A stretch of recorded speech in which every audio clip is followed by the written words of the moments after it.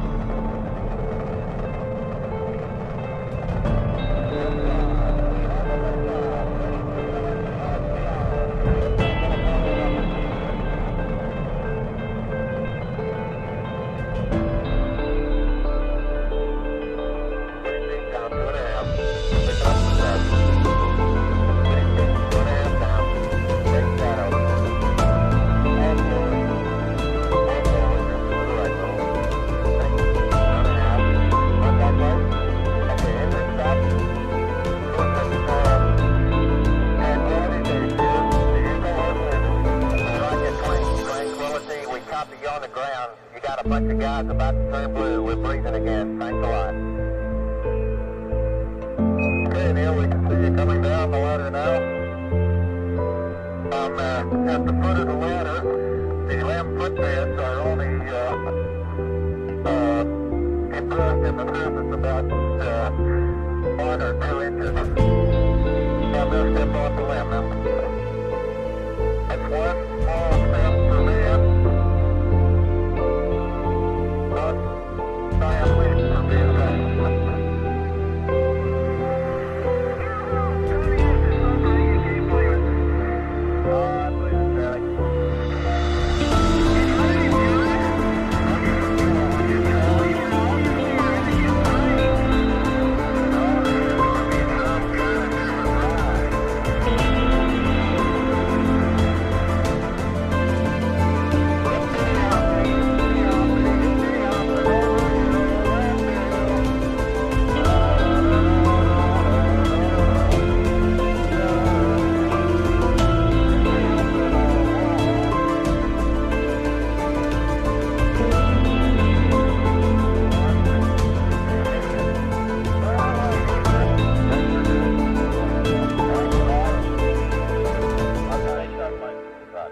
Le premier pas de l'homme sur la Lune est certainement l'événement le plus extraordinaire et qui a bouleversé complètement la vie quotidienne sur Terre.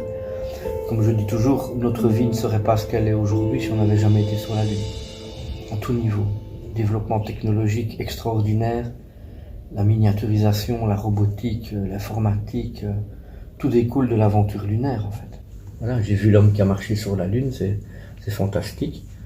Mais vous l'avez vécu comme ça? Vous l'avez ouais, je l'ai vécu. J'avais 5 ans quand l'homme a marché sur la Lune. Et vous avez encore des souvenirs? Ouais. C'est vrai? Ouais, je me vois encore la tête entre les mains devant la télé en me disant waouh, c'est incroyable ce qui est en train de se produire là. Et j'étais loin d'imaginer que j'allais rencontrer Buzz Aldrin quand j'avais 17 ans. C'était le premier astronaute que j'allais rencontrer. Et puis que j'allais rencontrer Neil Armstrong. Buzz Aldrin, j'ai rencontré 6 fois. Et que maintenant je suis devenu super pote avec le fils aîné de Neil Armstrong. Il n'y a pas une semaine qui passe sans qu'on s'envoie un SMS, qu'on s'envoie un mot, qu'on parle de tout ça. Donc ouais, ça a bouleversé ma vie et elle ne serait pas ce qu'elle avait été, ce qu'elle serait là maintenant si Neil Armstrong n'a pas posé le pied sur la Lune. J'étais aux 50 ans d'Apollo 11, j'avais été invité par la famille de Buzz Aldrin. J'ai revu Michael Collins pour la dernière fois qui mangeait à la table à côté de nous. Ouais, pour moi c'est la mission par excellence. Quoi,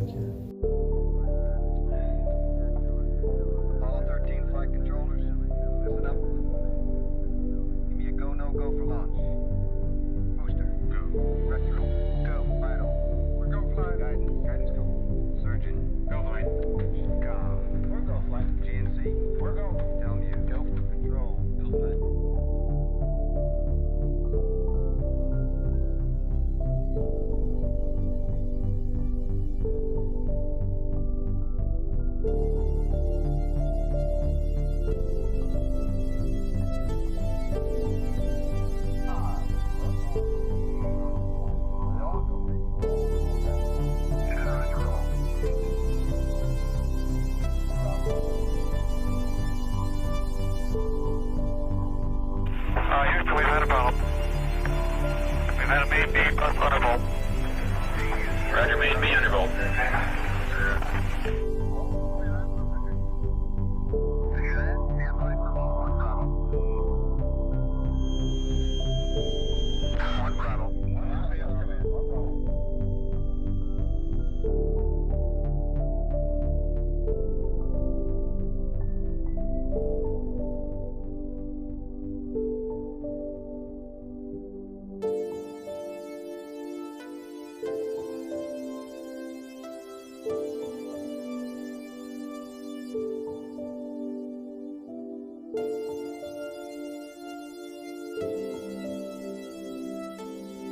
At the time that it happened, I did not follow the Apollo 13 mission because I was in my medical training.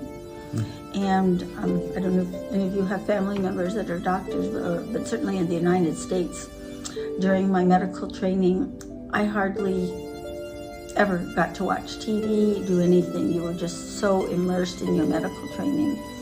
But since then, you know, I have certainly read the Apollo 13 mission. I've met Jim Lovell, watched the movie.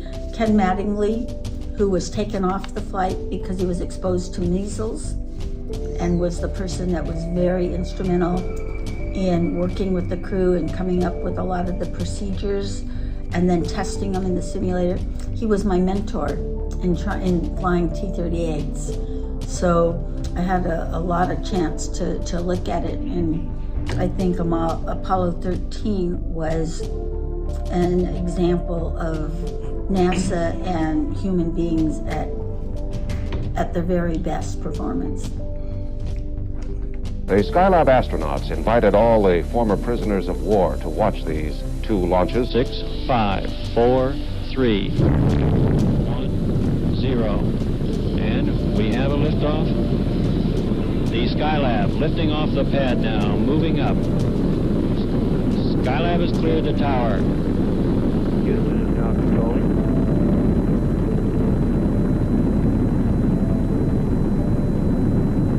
Mark, 18 seconds, pitch and roll program started. Saturn now maneuvering to its proper. 3 onboard fuel cells. Coming up on a go for auto sequence start.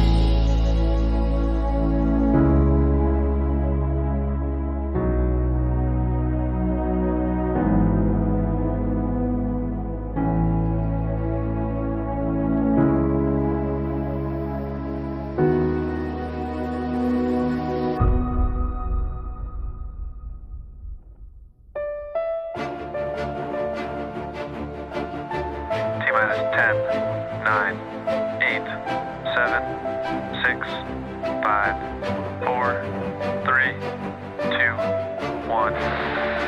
Full power. And liftoff.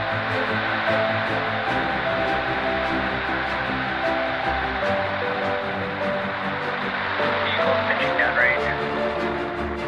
Nominal first stage chamber pressures.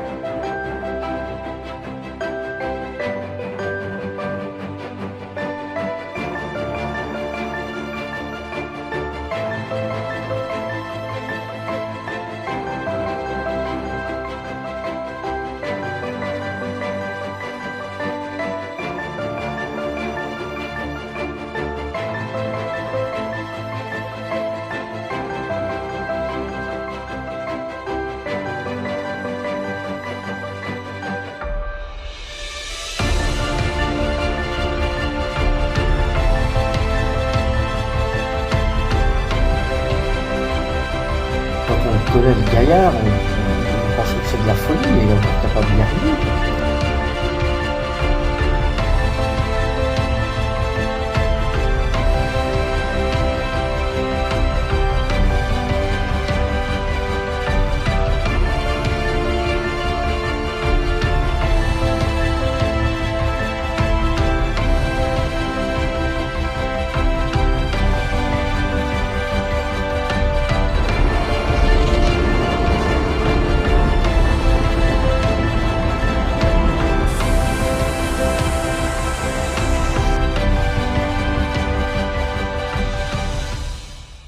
On est parti de Oui. de très loin à Bah oui. très très loin en si Oui, peu de dans temps. les deux sens. Ah oui, c'est sûr. Quand on voit maintenant tous les vaisseaux spatiaux de SpaceX, tout est tactile. Il n'y a plus d'interrupteur, il n'y a plus de boutons, tout. On tape sur un écran tactile, ça y est quoi. Tout est automatique, hein, il n'y a plus rien. On envoie 4 touristes dans l'espace faire 3 jours de Terre, sans même aucun astronaute professionnel, donc il n'avait rien d'autre à gérer que de regarder par le hublot. Tout est télécommandé par le centre de contrôle. Et votre réaction quand la première fusée de Elon Musk, le réacteur, est atterri? Ah oui, c'est incroyable. Quel exploit. Quel exploit. Ah oui, c'est... Où va-t-on s'arrêter?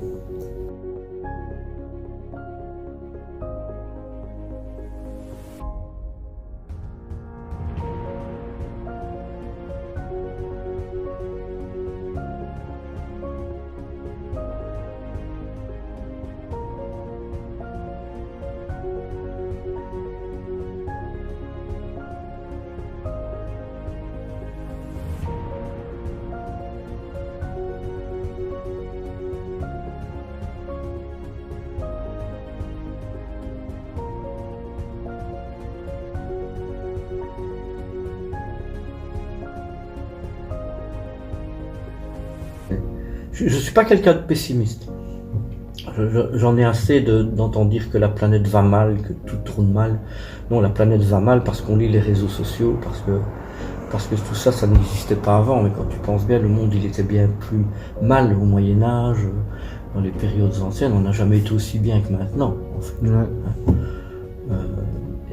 Qu'on arrête de dire le réchauffement climatique, etc. Je suis d'accord, c'est quelque chose qui se passe, mais je suis positif, je suis certain que la race humaine va s'en sortir, que la nature va s'en sortir. Elle ne se rappelle plus la même, mais comme elle a évolué depuis des millions d'années, elle va s'adapter. Avec des drames certainement, bien sûr, mais ça a toujours été le cas. Quand Sion, tu parlais de ma mission martienne, on est tombé sur des autres dinosaures dans le désert de l'Utah. Ben, ça nous montre qu'il y a 78 millions d'années, là où maintenant c'est un désert, ben, c'était la jungle et c'était des mers il y a 78 millions d'années.